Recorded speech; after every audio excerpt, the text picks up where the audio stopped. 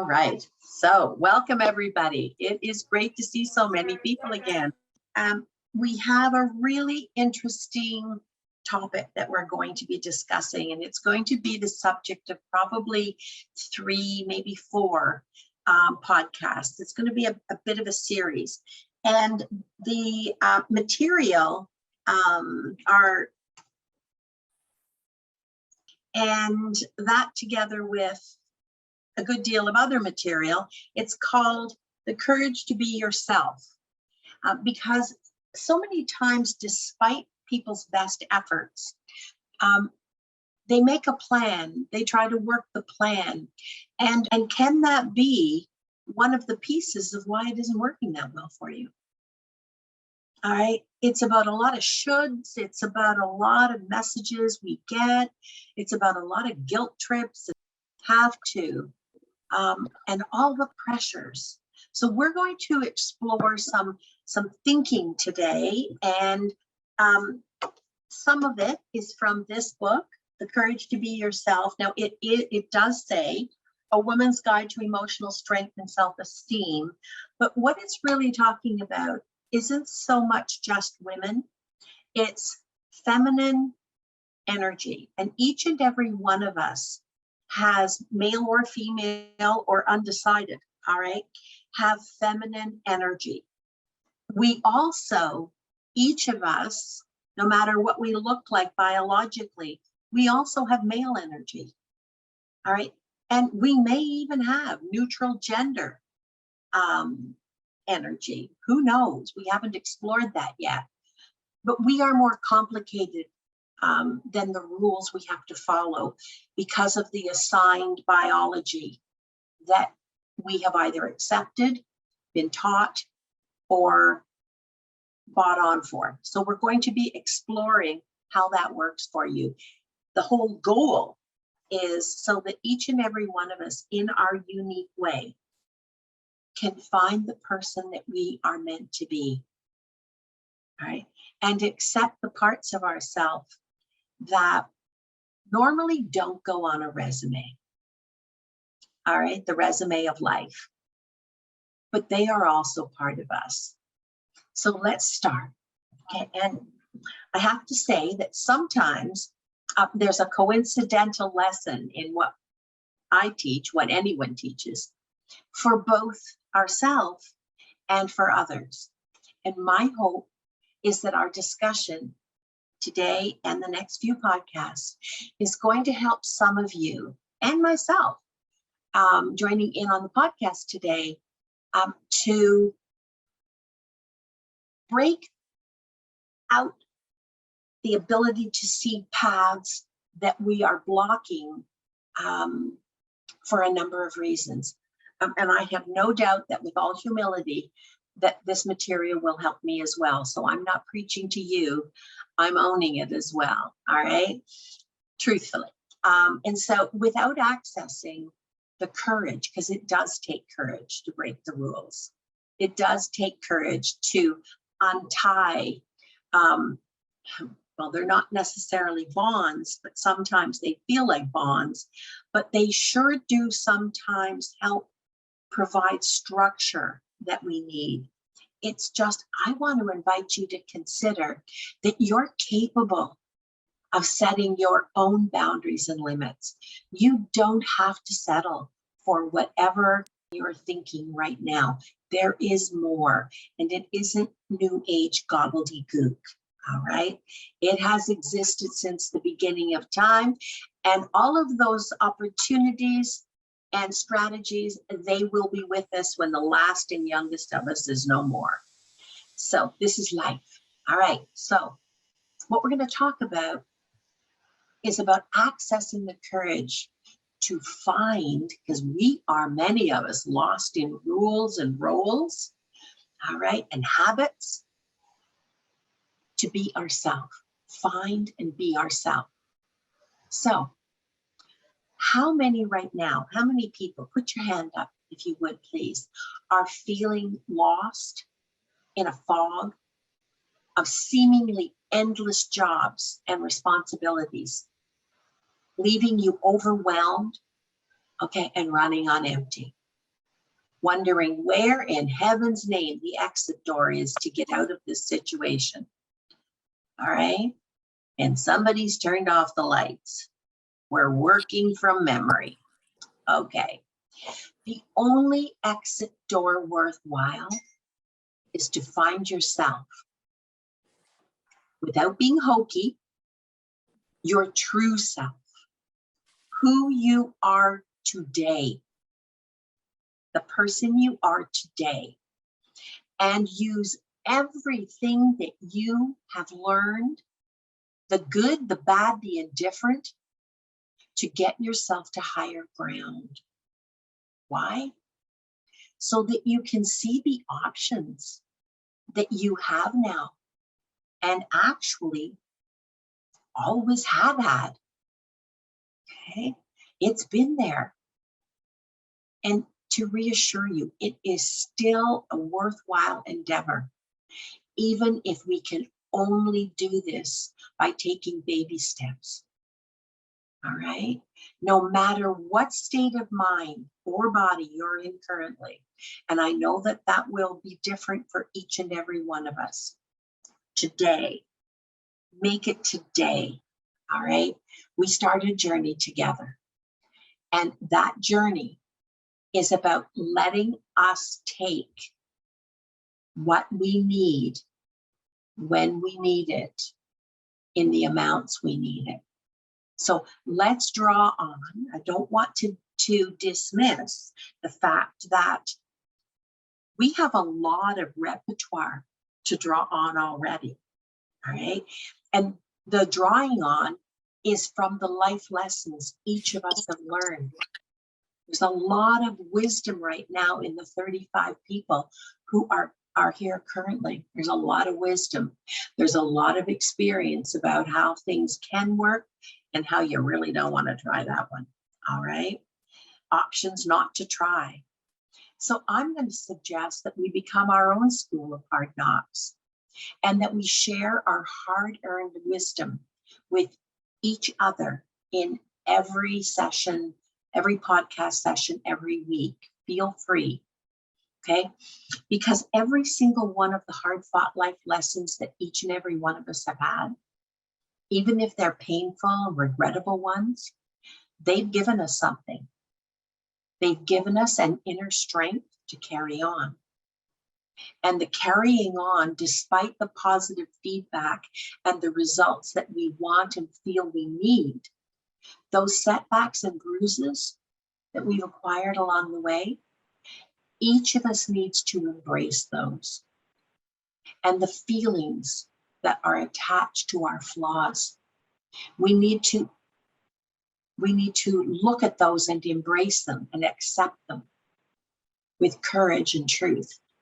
That is what it is today. Maybe our goal is to lessen the bumps, all right, and clear a path, a better path that's truer for us. Because no matter the degree of success or the lack of it that each of us have had, the truth is there is good, there is bad, and there is indifferent. The truth, when we accept it, the truth about ourselves and our situation, when we accept it, will give us a greater sense of ourselves. Now, that does not necessarily mean an inflated sense of self-esteem. It can carry with it some, I don't like that about myself. I use that strategy too often, and it doesn't work that well. I wonder whether it really wasn't the other guy's fault. I wonder what parts, maybe not all, and let go of the all or nothing thinking. Today, put that down, light a match to it, let it go, all right? Because in any situation that we're involved in, we are always part of it. That's the bad news, all right? And sometimes, how often in every situation, we can sit and look at what part did we play? And is that our best option? And if we're operating from habit rather than possibilities, every day is going to feel like same old, same old, same old. And I don't think 36 people now have joined that so that your day ad infinitum can be exactly like every day has been in the past.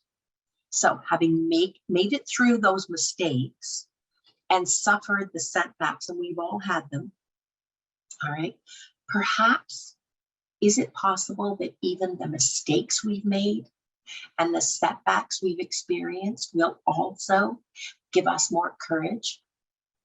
We survived it then. What's the worst that can happen now? If we're trying to improve something and it's not 100% positive, we improve part of it, but it's not the final story. Is it possible that even our mistakes and setbacks will give us more courage?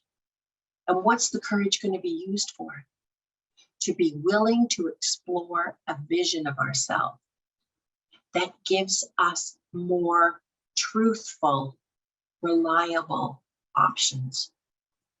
Not pie in the sky, not dreaming, but this is actually with work possible. The other thing that the School of Hard Knocks will tell us is we might also be able to recognize some of those setbacks as path corrections. I know some of the things that have happened in my life, and I thought they were disasters when they happened. Actually, later on, further down, much further down, when I looked back and I loved where I was, I loved what was happening, I realized this wouldn't be happening if that hadn't happened. And so as fearful, as stressful as those things were, they actually were part of the stepping stone to where I was at that point in time when I was celebrating life. Is that possible for you? Don't throw out the hard-earned lessons you've learned. Don't throw those out. They are really worthwhile, all right? Because they have shown you that you can overcome. All right, you can overcome anything. Even as the flawed, imperfect people we are, and rest assured, despite our best efforts, from time to time, this is not going to necessarily be a kumbaya moment. Change and progress is not necessarily going to be like joining hands and singing kumbaya. We will still be vulnerable. We will still feel vulnerable. And with the necessary work, and it's not, I don't want to just keep saying the work we must do. It's the necessary work we must do. We can, and we will also become less vulnerable, right? Especially to the things that limit us. Our fears, when you face your fears, the fear of the unknown is the strongest, most powerful fear. When you rip the lid off and you have a look at it, and if you need support to do that, find the support you need, but get a firm grip on that lid of fear and limiting beliefs and rip the top off of it so that you can have a good, solid look at it with safety and support. That can be important depending on what's in that box, all right? But don't leave the lid on it. It's just festering. It is not going to serve you well. And don't let it. Don't let the past rob you of your present or your future. Don't let that happen. You are, no matter what you've done, no matter what mistakes you've made, you are worth more than that, all right? In fact, we're going to do a whole podcast once we finish this series just on limiting beliefs, all right? Why? Because our limiting beliefs are quiet little snares within us that limit us. They limit us every time we buy on for that belief system that limits us, all right? Actually, when we don't allow ourselves to be afraid of them, when we don't allow ourselves to default, to react to our limiting beliefs, when we put ourselves on pause, how many times have I asked you to do that? That should be a basic skill that you develop. If you haven't today, by today, you start today. Take a step back, put yourself on pause, and consider. Because our worst mistakes and those limiting beliefs that we carry around silently, okay, they actually can be the outline for the very lessons we most need to learn. And we most continue to need to learn as those limiting beliefs change. They are the map. All right, they are the map. So listen to them. Don't follow them. Don't be limited by them, but be aware of them. Observe them. Take a step back, put yourself on pause, and observe. Observe yourself. Okay, so let's start at the very beginning. It all starts with engaging in adequate self-care. All right, I know we've talked about self-care before, but it all starts with adequate self-care. Why? Because we need to take care of our physical machine. We need to take care of our mental health, or it will work against us. We need to protect it, not hide from it. We need to protect it.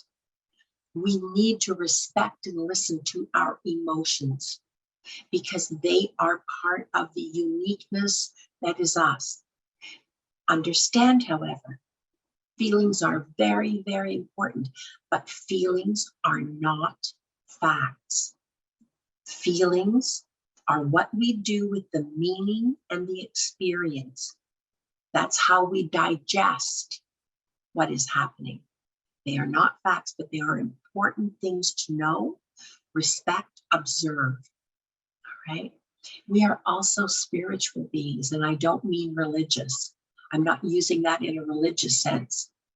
Our life force, our spirit, our will to live, our will to move forward as now 38 people, all right, want from today.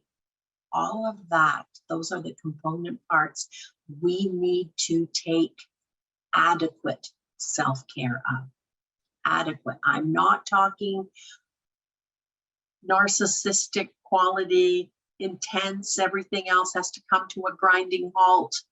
I'm talking about regular, adequate self-care.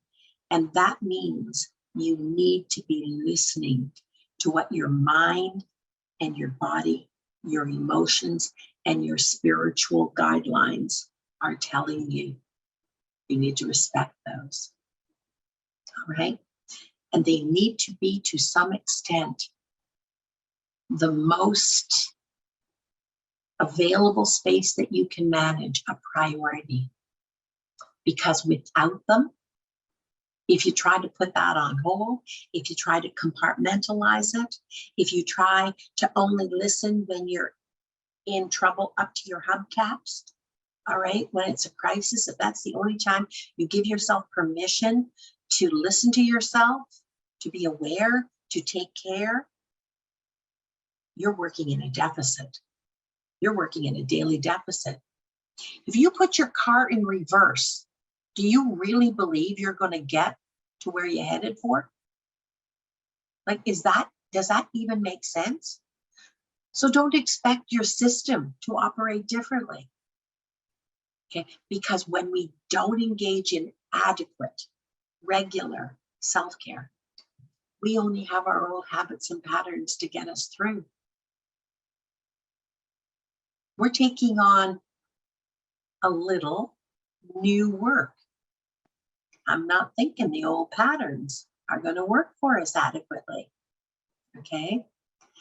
And there is work. This is not going to happen any other way. This is work that we must do if we want the outcome that we're searching for. Okay? And that work goes beyond just thinking and talking and conceptualizing and imagining and planning. It goes beyond that. Our old habits and patterns have brought us here today. All right. Clearly, if you think about it, more is needed, or you would be doing something else this morning. You wouldn't be here this morning if you didn't understand that there is some additional work that's necessary. The question is, what is going to give us the energy to fuel sustained courage? All right? Sustained courage to be our true selves. First, to find our true selves in the muck. All right? If any of us are in muck, we're all in muck in some tiny way. All right? And we are all capable of more happiness. But it's going to be sustained courage. All right? Now, I know I've told you this story before, but I'm going to tell it again because many new people are here. I have a story about courage that sometimes is enough to kind of choke me up. I have a grandson named Jacob. And one time, Jacob unfortunately did not have great teeth, all right, as a young child. And so he started to go to the dentist. Well, everybody starts to go to the dentist sometime in their childhood. He was about 3.5 or 4. And for whatever reason, he had a lot of cavities. And so everybody was telling him what, the dentist was like, and some were pouring it on too thick and having more fun with it than they really should have. And anyway, long story short, Jacob had to go to the dentist, and he was afraid. He was a little boy who was very afraid. And so I went over and I sat with him, and being the social work granny, I tried to kind of get him to express, okay, what is it you're afraid of, and how real is that, and what can we do? And it was a big boogeyman in his mind, and unfortunately the date was looming. So as a grandmother, I am not proud to say that I resorted to bribery. The biggest toy at that time, the primo, was Transformers, but the big Transformers. Okay, so I promised Jacob that he could have whatever Transformer he wanted, and we would pick it now so that he would have the vision of it, like, this is the carrot, if I can just get myself through this. And I would buy that for him if he would go to the dentist and let the dentist work on his mouth as much as he could, as much as he was able. I figured a start was better than nothing. I promise this is not going to be a whole story about Jacob's life. But, so I went back after the dental appointment that evening, and Jacob sat in my lap, and I had the Transformer, and I said, well, here it is. How did it go? And he said, Granny, I can't have the Transformer. I wasn't brave. And I said, what happened? And he said, I cried, Granny, I wasn't brave. And I said, did you let the dentist look at your mouth and do something to help? Yeah, but I cried the whole time. And I said, Jacob, you have just learned a very important lesson. Courage is being afraid. And with support and care, doing it anyway, honey. You can have the Transformer. Really? So I invite you to have a Jacob moment. Whatever you are afraid of, may not be the dentist, it might be something else. Whatever it is, as we go through this material together, Don't hide from it. Don't be afraid. If it is really scary and you need to be on the equivalent of your granny's knee, find whoever that granny is. All right. Ask for the help you need and face those fears down and those limiting beliefs, because there is always help available. All right.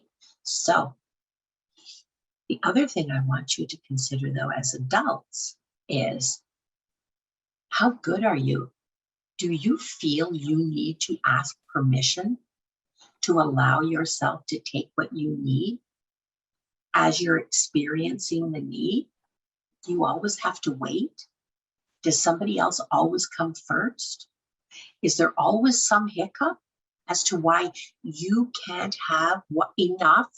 Not the whole shooting match here now, not what belongs to everybody else too, but you can't have what you need when you need it in the amount that you need it? Really? Is that true? Or is that a limiting belief?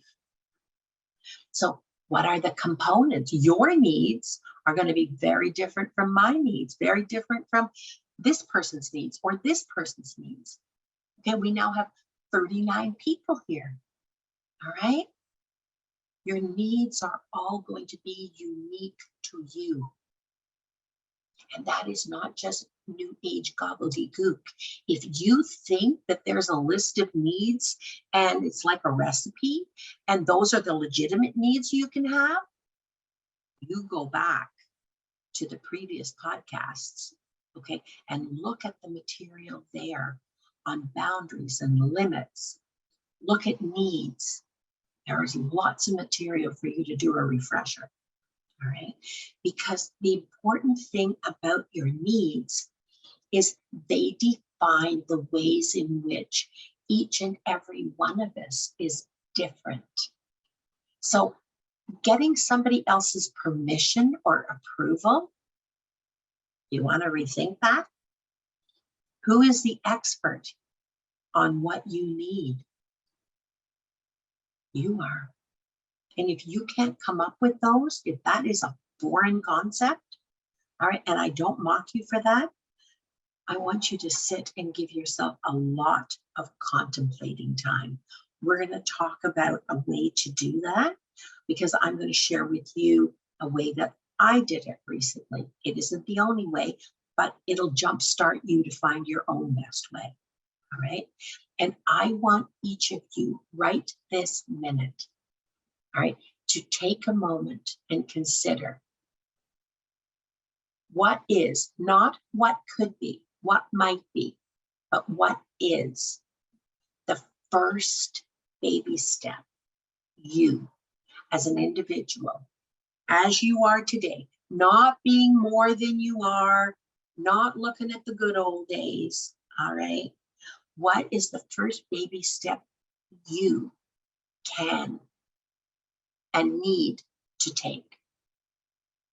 What one small, solid, really true baby step change do you need to make to be able to begin to move forward and do the following? Actually go beyond allow,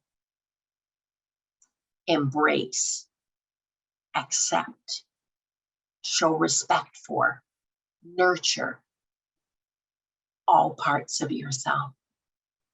The good, the not so good, we all have those. The quirky, they are some of our endearing qualities, even though nobody else gets them, right? The parts of you that are uncertain, insecure. Maybe it's true, maybe it's not true. Maybe it's right, maybe it's not right. Uniqueness that defines who you are, right? What is that baby step? Can you see it? Can you see it? Okay. This is one way to do it. If you happen to be sitting there going, I don't even know how to start this. Needs? What's the point in having needs? I've got a list of tasks up one arm and down the other. I don't have time for needs until all of those and anything that comes after is taken care of. Needs. What are needs? Okay. Here's what I want you to do as a little exercise. The other day, okay, I was contemplating some things. And I sat on the couch in the very early morning with my coffee, I think better with coffee, and two puppies that we call our deplorable adorables. And I pondered for myself, talking out loud to myself. Who knew? Okay. I did say it was early morning. I did say it wasn't in the middle of a public event where people thought, oh, we need to worry about her. I gave myself the privacy, the permission, the time, and the space that met my needs. Early morning. All right. Just after dawn. And I was talking out loud to myself, hearing not the truth about what I was saying to myself, about the areas, hearing whether I was saying the truth or not the truth to myself is a better way to put that. All right. About the areas of my life that I would like to change to be happier. And I just kept drilling down out loud. And every so often I would say, yeah, that doesn't feel as true as it should feel if it was the truth. There's more to that. What part did I play in that? Never mind if I can blame the other guy for 90%. That doesn't matter. I am still a functioning part of whatever isn't working. All right. What part do I play? Am I making excuses to excuse away the personal responsibility that I have? Like David Byrne says, the price of happiness. The price of happiness is doing the honest work and looking at the honest truth, the good of it, and the painful parts, the parts we would never put on the front page of the newspaper. All right. These are not aspects of my functioning that I am terribly satisfied with. All right. And I drilled down and I just kept doing it until I got that click moment where I thought, that's what it is. That's what it is. Now, it is not hallelujah, okay?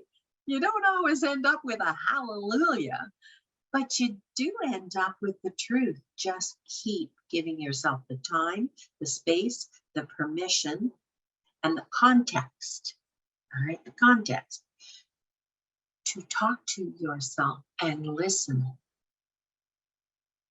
Listen with personal responsibility. Listen to yourself, and you will hear where you're fudging it and where you're nailing it. Follow the nailing it moments. Those are solid. Okay. Another thing to consider, and this is not a small thing, and this is true for all genders. Okay. This is not going to be a poor me moment. This is true for all genders. First of all, if anyone says this is going to be easy, all right, don't let them write you a check. All right, it's not true. It is not going to be all the time easy, but it is really going to be satisfying and worthwhile. But another thing you always have to consider is the context of whatever the change needs to happen within. One of those contexts that we all live with. Sometimes those contexts are they're subtle. Sometimes they're not so subtle. Sometimes they're systemic. All right. We do have ageism. We do have racism. We do have a lot of isms. All right. We do. And they're part of our unfortunate cultural reality. It doesn't mean we have to be limited by them, however, but we do have to look at them for what they are, because whatever changes, whatever additions to our life we're trying to incorporate and make happen, they are going to happen within these contexts, the context of the system. And so another thing I'm going to ask you to consider as a start, all right, is what does it mean to be trying to make the change you want to make when it comes to traditional gender roles? This is kind of the first cut of the isms, all right? And what do the pressures, the systemic system as it's set up historically, right up to today, all right? What is carried with those traditional gender roles? We live within systems, we do, we can't deny it. If you think that you are exempt from the systems you live in, that is a delusion, all right? That is not true. And we also have to see those systems for what they are. That's another thing, we have to tell ourselves the truth and not make excuses for the system or for our failure to maneuver through the system and come out the other side whole and ourselves. Context is immensely important to real life. So please do not settle for an imaginary context. All right, don't settle. An example of this, the way that we often see this play out. And when I'm saying feminine energy, all right, I'm not saying female energy. All right, we started with, no matter if you're male, female, or you haven't decided, all right, you carry both. At a minimum, you carry both. There may be another that we traditionally haven't looked at. I don't mean to dispel that. All I mean is we know for sure we've got things divided into male and female, feminine and masculine. We all have those components of energy. So an example is, if you happen to be a woman or you happen to be a man who is more the characteristics, temperamentally, value-wise, of the feminine energy, what does it mean when the system pretty much has a lot of pressure on you for the distribution of taking responsibility for providing care and nurturing while finding solutions for all of those around you, all right? Also consider the reality. Who is it you are first and foremost expected and trained, inculcated, despite your plumbing, despite your actual gender? Have you been trained? Are you pressured? Are you being delegated to accept responsibility for the care and solution development for others? Are you the automatic go-to? And has that become so much a part of you that before anybody asks, you just step up because you know you're going to be the top of the list? All right. So however you accept that, there's nothing wrong with that. There's nothing wrong with that, so long as what you give everyone else, you also give yourself in equal parts. All right. It's when you give it all away and you are running on empty because of the roles, because of the tasks, because of the responsibilities, because of the fears. What do you earn that is part, or maybe has become part of your identity, part of your self-esteem, by giving it all away and having nothing left for yourself. What is that going to mean as you plan to enrich your life by finding, claiming, embracing, accepting who you really are? Where's that energy going to come from? How are you going to do that work if you follow old patterns that have become so automatic, perhaps? How are you going to do that work? Don't give yourself an impossible task. I want it to register right now. Your whole life doesn't have to change, but little limiting beliefs that you follow automatically, they do have to at least get put on pause while you consider, is that your role? Is that a delegated role? Or is that really necessary to the extent that it has taken over your life and your energy? Because in carrying out all of these daily responsibilities, have we trained ourselves to put ourselves last? Please don't set yourself up for failure. Please don't want a new horizon. Don't want more out of life and think you can drag all of the existing work, responsibilities, tasks, duties, thinking along with you. I'm going to invite you right now to ask yourself one question this week. Got a pencil? Write it down. Okay. The question is, what is left over for me? What is left over for me from today? Each day, ask yourself this. And where did my energy, where did my focus, where did my sense of responsibility get spent? Why by the end of a day? Why at the beginning of a day? Why sometime in the day do I flatline? And I'm just like a robot. I do what I'm supposed to do. It's easy. It's just easier to do it myself. Do you ever find yourself saying that? Okay, that is the speech of defeat. If it's too heavy, if these things, if you see a pattern every single day, and it doesn't have to be the same faces, you might have a whole host, you might have a choir of voices asking for help and duty and responsibility and your time and your energy. And could you possibly watch out for guilt?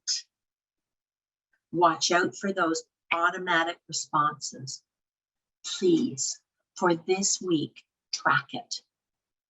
At the end of, toward the end of every day, set a time. Set a time, make a date with yourself. All right, this isn't going to happen magically. Ask yourself, what is left for me? My time, my energy, my focus, my money, my whatever. All right, whatever it is, resources. What is left for me? And today, where did it go? And then by next week, we're going to be talking about if there were patterns.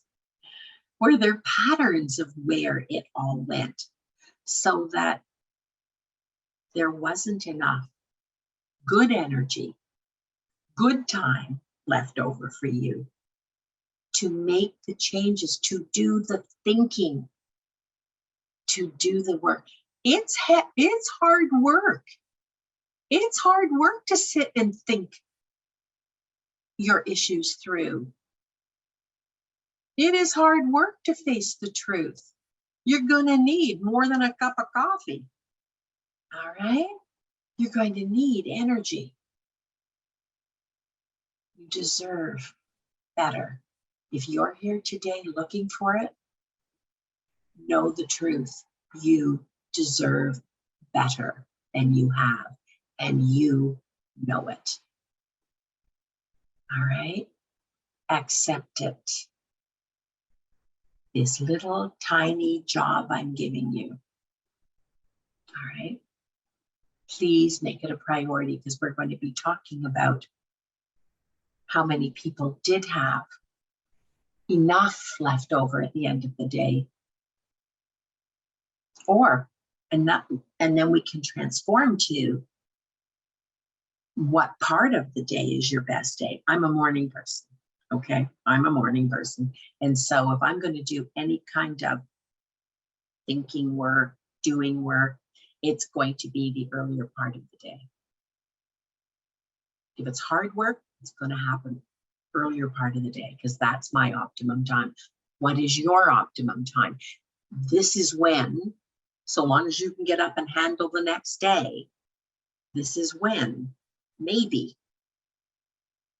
we transform over to, okay, pick the time of day, but it's still a date with yourself. All right, it's still a date with yourself. And it is as important as any other appointment you will ever make. Okay? Because time and space is finite. So if you're giving the energy away and it happens to be something other than finding yourself, if it happens to be clearing piles to make yourself safe, to make your environment healthy, to give yourself less stress as you look around so that you don't have to put the blinders on in order to find peace.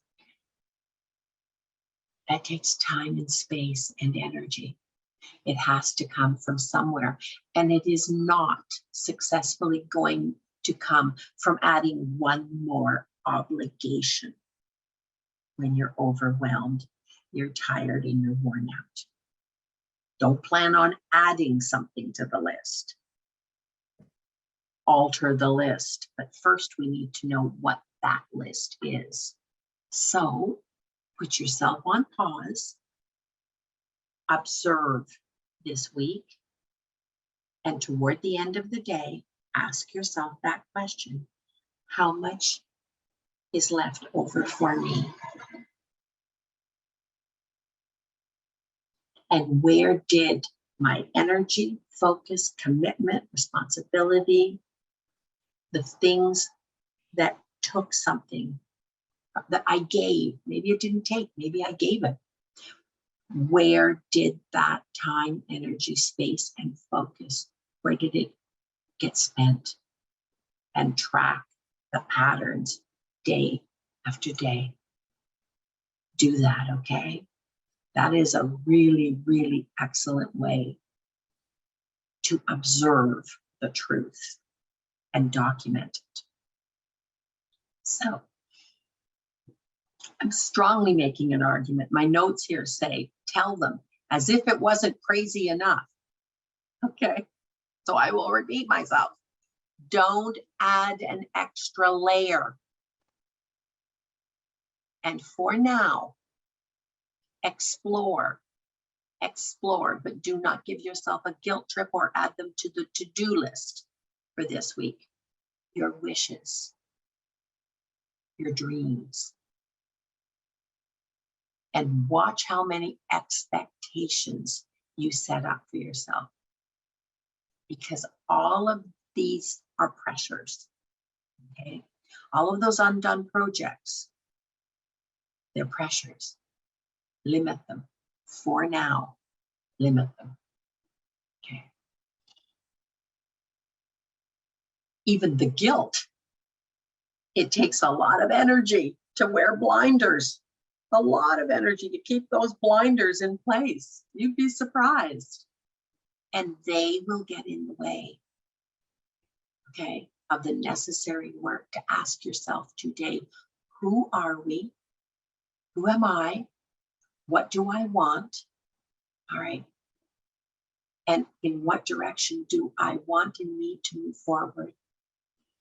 One of the wonderful things, however, okay, about developing the strength and confidence to be yourself is that most people find that when they are aware of their fears, their concerns, their worries, their limiting beliefs, when they're at least aware of them, that has a mechanism that makes it considerably easier to manage them. They have the power when they become a surprise attack of worries, concerns, whatever, to paralyze you and bring you to a dead stop, leaving you feeling overwhelmed and kind of disoriented. That, when you don't know your fears well enough, the full complement of them and how powerful each one is, and you don't know your limiting beliefs, you're not aware that they are limiting beliefs, you just do them, all right? What that does, all right, is that sucks away the energy to have the momentum to get started at anything. So please observe what happens every day, where the energy went, and how much you have left over at the end of the day or toward the end of the day. And when you know that, we can build a strategy that will work for each of you. But first, you have to observe the truth, and you have to allow acceptance. Don't excuse it away. Okay. All right.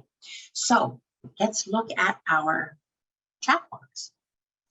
All right. Let's see. I will read the chat box.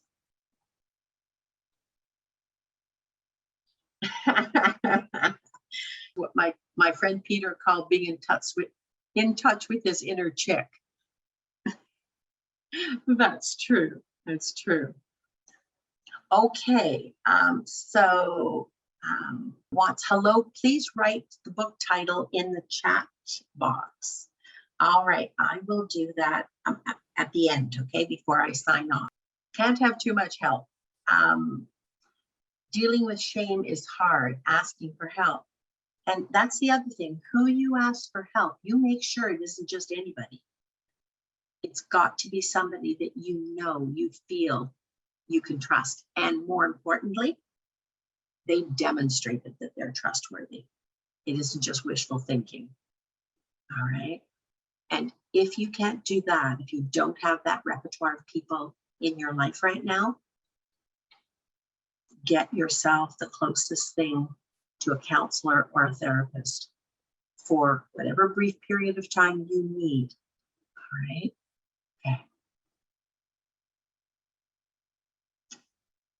In any interaction between two of us, there's 50% responsibility of it. Maybe not 50. Just because there are two people, Joseph, doesn't mean that it's 50-50.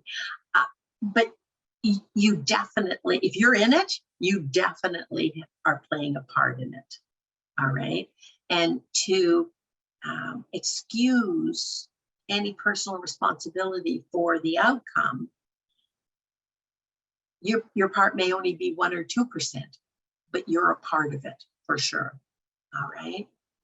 And here where I'm thinking of this is when you're dealing with a narcissist, or you're dealing with a bully, or you're dealing with somebody who has an exaggerated sense of their own importance and their own entitlement.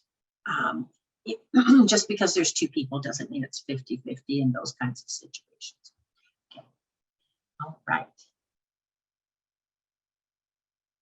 Stop operating from habit, start operating from possibilities. Yes, yes. Okay. Okay. Oh, Alina saw the book again. Okay, The Courage to Be Nora. Thank you. I have many assistants today, apparently. All right. Okay. All right. There's something I wanted to finish with just before, though, we do end, and that is, I want you to give some thought to 1 second.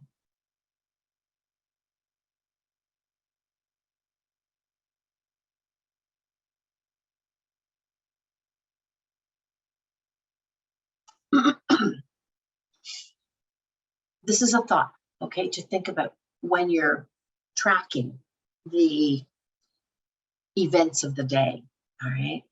And if you discover that most of them went to other people, you do realize, I hope, that you can't really share with anyone else what you don't have yourself. All right. And it has to start with kindness, self-kindness, self-respect, self-acceptance, and the truth, the good, the bad, and the ugly, all right, about who we are and what the true context of our life is as we start moving forward. And if you are caught up in a disparity of gender roles, no matter whether you're male or female, all right, and that burden is too heavy, put it down. Put it down and ask yourself, where is the help? Where is the help I need to understand this better and to start to deal with this better? Because you only get one life. Uncovering, strengthening, and allowing being ourselves, letting that have a much greater full expression, and accepting that we remain forever, ever and ever and ever, growing, learning, developing individuals, which makes this whole growth thing we're talking about an ongoing process. And I love the way Sue Patton-Toole said it. She says it best, and that is because we are involved in a dance with our soul. All right? So don't sell out your soul. Make time and space and save energy for it. Next week, we're going to discuss what is emotional dependence. And the image when you think of emotional dependence, which many of us were taught was a good thing, all right? It used to be called love. So the image I want you to have, I want you, when you hear emotional dependence, I want you to think hobbles.